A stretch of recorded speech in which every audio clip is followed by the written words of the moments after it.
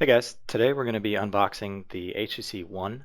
Um, I pre-ordered this from Sprint 2 weeks ago and it just arrived today. So needless to say, I'm pretty excited about it. Before we get to the unboxing, I want to talk quickly about why I chose this phone over some of the other phones that are coming out, particularly the Samsung Galaxy 4. Um, Prior to this, coming from a Samsung Galaxy 2, and while that was a nice phone, um, I just couldn't get past the plasticky build quality. It's one of those things with a phone, you pick it up, it's in your hands all the time, and so the way it feels, I think, um, plays a big role in sort of your enjoyment of the device. I'm not one to use cases because I keep my phone in my pocket and I want to keep it as thin as possible. So I'm really looking for a phone that has that premium feel, much like the way that the Apple iPhones, the iPhone 4 and the iPhone 5 do. So that's pretty much the main reason why I went with this phone. Also, I haven't seen this device in person yet. So as I open it, you're going to get to see sort of my reaction to it for the first time. And obviously I'm excited. So you can see this is the Sprint version. It comes in a really thin case. Um, Here's the back side. And we open it up. And there it is right there. And this is literally the first time I've seen this.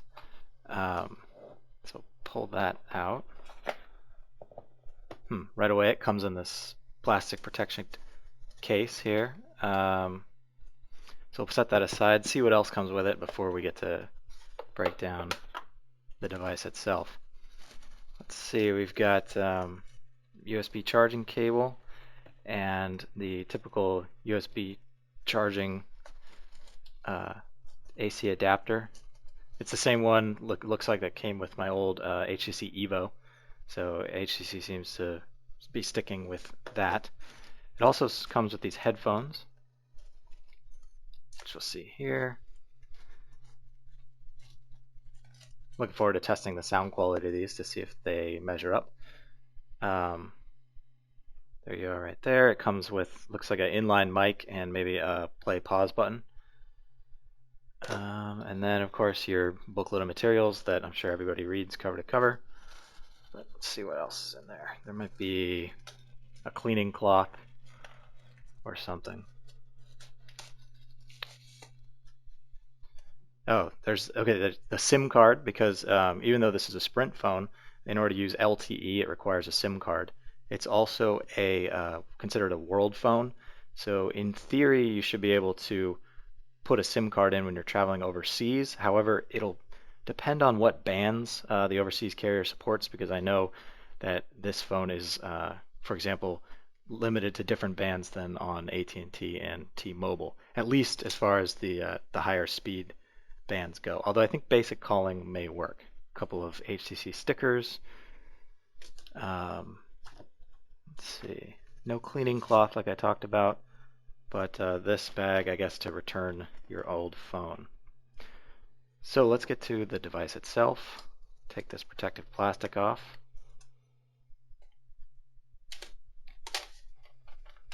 And right away, the phone feels really nice. Like I said, this is the first time I've ever seen it. I tried to go into Best Buy a couple times and the Sprint store to check out um, demos of it, but they never had one available that I could play with. So this is literally the first time that I've held the device. The nice curved back really fits nicely in the hand. Um, all in all, it doesn't seem like it's nearly too big. I have pretty large hands, so I should be able to manage the device well. It's like they say a 4.7-inch screen. And of course you have the much discussed ultra pixel camera, which has better low light performance, although it's only 4 megapixels in total. So some of the zooming that you get with the other phones you don't get. But for me, with if I want to take good pictures, I have my DSLR for that. So I think that I would trade the higher resolution for better low light. Taking pictures with friends, uploading them to Facebook, stuff like that. So the power button up here, which of course also doubles as an infrared remote, so you can control your TV, which is kind of cool. So let's turn it on and see what it looks like.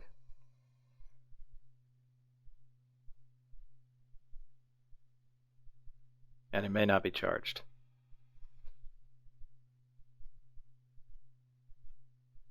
Oh, you have to long press it for a little while. So there it is, booting up for the very first time.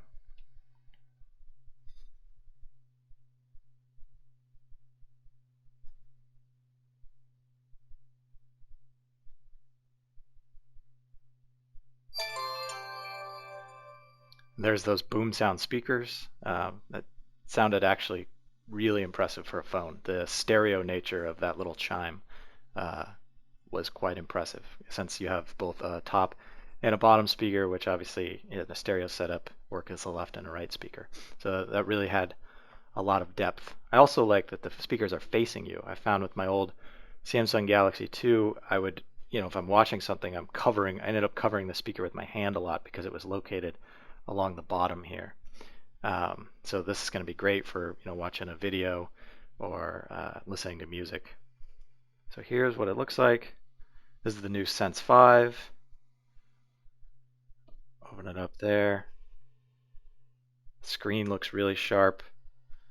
Um, the number of pixels in this, I don't know the number off the top of my head, but it's significantly higher than my old Galaxy 2. So, and I know that the screen is at 1080p. So all in all, I am looking forward to getting this thing connected to the internet and playing with it. And if you have any questions, go ahead and ask in the comments, and I will be sure to answer them as best I can. Thanks.